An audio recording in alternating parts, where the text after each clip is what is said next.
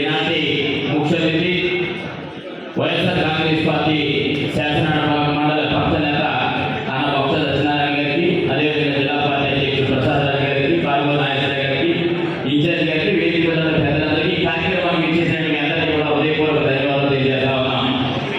ఈరోజు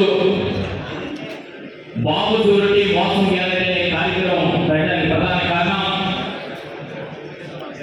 గతంలో వైఎస్ఆర్ కాంగ్రెస్ పార్టీ అధికారంలో ఉండగా గౌరవ ముఖ్యమంత్రి జగన్మోహన్ రెడ్డి గారు పేదవాడు బాగోవాలి, పేదవాడికి సంక్షేమం అందించాలి, పేదవాడు చదువుకోవాలి, ఇంజనీర్లుగా, డాక్టర్లుగా, ప్రొఫెసర్లుగా, ఐఏఎస్లుగా, ఐపీఎస్లు కావాలన్న ఉద్దేశంతో ఆంధ్రప్రదేశ్ రాష్ట్రంలో అమ్మఒడి కానివ్వండి, నాడు నేడు కానివ్వండి, విద్యాదీవెన కానివ్వండి, వసతి దీవెన కానివ్వండి, అనేక సంక్షేమ పథకాలు తీసుకొస్తా ఉంటే ఆంధ్రప్రదేశ్ రాష్ట్రంలో మనం మోసం చేస్తే తప్ప అధికారంలోకి రాలేమనే దుర్మార్గమైనటువంటి కుట్ర చేసినటువంటి చంద్రబాబు నాయుడు చెప్పినటువంటి మోసపూరిత హామీల వల్లే ఇవాళ మన ఓడిపోయిన సందర్భంగా తెలియపడతా ఉన్నాం.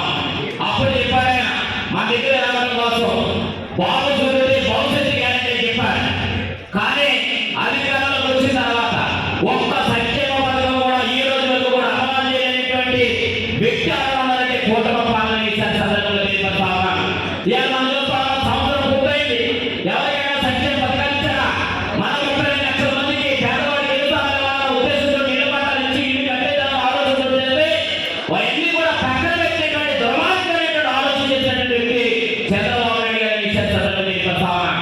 అందుకనే మీరు చేసినటువంటి మోసాల్ని, మీరు చేసినటువంటి అబద్ధాల్ని, మీరు చేస్తున్నటువంటి మోసపోతున్నటువంటి మాటల్ని తిప్పికొట్టడం కోసం ఈ రోజున అన్న జగన్మోహన్ రెడ్డి గారు తీసుకున్నటువంటి ఈ బాబు షూరిటీ మోసం గ్యారెంటీ కార్యక్రమం ద్వారా ప్రతి ఒక్కరు కూడా ప్రతి గడప గడపకి వెళ్ళి ఇదిగో మనకు ఓటేసినప్పుడు ఈ రకమైనటువంటి హామీ ఇచ్చారు, కానీ మనకు వచ్చిందా? అమ్మఒడి వచ్చిందా? దేవుడు వచ్చిందా? ఆసరా వచ్చిందా? లేకపోతే కాపురాస్ వచ్చిందా? ఈటీసీ వచ్చిందా? లేకపోతే మన పిల్లలకు ఉద్యోగాలు వచ్చినా? లేకపోతే ఏదైతే రకరకాల సంక్షేమ పథకాలు చెప్పినటువంటి ఏ ఒక్క హామీ కూడా రాలేదని చెప్పాల్సినటువంటి బాధ్యత ప్రతి ఒక్క వ్యక్తి మీద కూడా ఈ సందర్భంగా తెలియపడతా ఉన్నాం.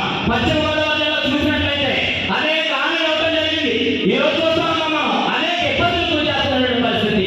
ఒక పక్కన 15 వర్గాల ఇబ్బంది, ఒక పక్కన ఉన్నత వర్గాల ఇబ్బంది, ఒక పక్కన ఎస్సీని ఇబ్బంది పెట్టే పరిస్థితి చూస్తా ఉన్నాం. మళ్ళా వైఎస్ఆర్ కాంగ్రెస్ పార్టీ అన్న జగన్మోహన్ రెడ్డి గారి నాయకత్వంలో మన అధికారంలోకి వస్తే తప్ప ఈ సంక్షేమ పథకాలు అమలు చేయాలని సందర్భంగా తెలియపరుస్తూ, అదేవిధంగా ఉండి నియోజకవర్గంలో పెద్దలు ఎవరైతే పిల్లలు నర్సరావు గారు ఉన్నారు, మీరందరూ కూడా ఆలోచన చేయండి. ఇప్పటికే 7 సార్లు ఆయన పోటీ చేయడం జరిగింది. ఇలా వైఎస్ఆర్ కాంగ్రెస్ పార్టీ అధికారంలో ఉండగా ఆయన ఇచ్చేది కూడా అనేక సంక్షేమ కార్యక్రమాలు కానీ అనేక అభివృద్ధి కార్యక్రమాలు కానీ తీసుకురావడం జరిగింది. కానీ మన అరవై కానీ రోడ్డు పోయినప్పటికీ కూడా మీకు ఎప్పుడు కూడా అనేక